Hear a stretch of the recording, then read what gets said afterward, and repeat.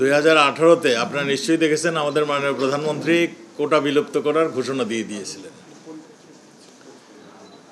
আজকে দেখেন আমাদের বিচার বিভাগ সম্পূর্ণ স্বাধীন। বিচার বিভাগের থেকে যেই নির্দেশনাটা আসছিল সেই নির্দেশনায় আমাদের ছাত্ররা তারা মনে করেছেন যে তাদের যেটা চিন্তা ভাবনা তার থেকে তাদেরকে দূরে সরিয়ে দেওয়া হচ্ছে, সেই জন্য তারা রাস্তায় চলে আসছিলেন।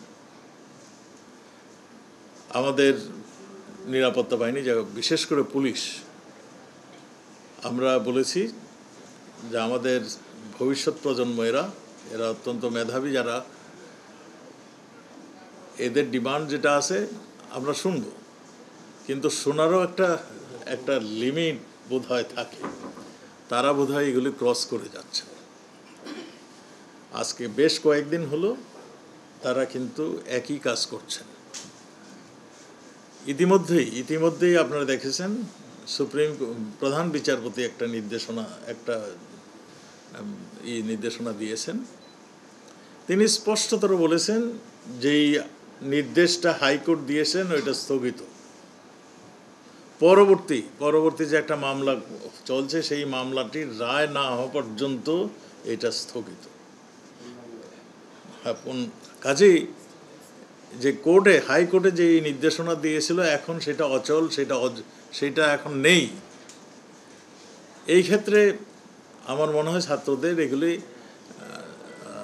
বোঝা উচিত, জানা উচিত যে এই রায় যখন নেই তাহলে আন্দোলন করছে কেন। একটা আন্দোলন করলে তাদেরও বাবা মা বিভিন্ন কাজে, তার আত্মীয় স্বজন বিভিন্ন কাজে বিভিন্ন জায়গায় ছুটতে হয়, হাসপাতালে যেতে হয়, চাকরির জন্য বিভিন্ন জায়গায় যেতে হয়।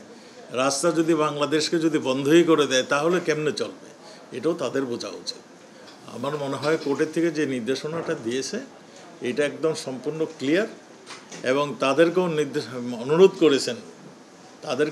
করেছেন তাদের যদি কিছু বলার থাকে তাহলে তারাও যেন কোর্ট তাদের কথা শুনবে, তারা যেন কোর্টে এসে তাদের যা বলে সেটা সাবমিশন করে।